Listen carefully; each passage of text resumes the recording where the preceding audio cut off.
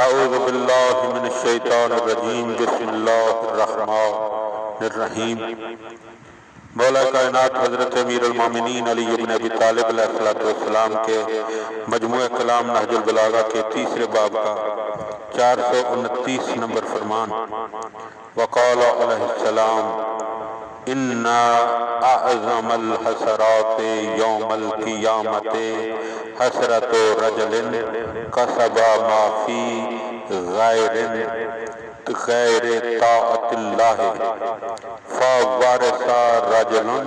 فانفقہ فی طاعت اللہ سبحانہ۔ مولا فرماتے ہیں کہ قیامت کے دن سب سے بڑی حسرت اس شخص کے لیے ہوگی کہ جس نے اللہ کی نافرمانی کرتے ہوئے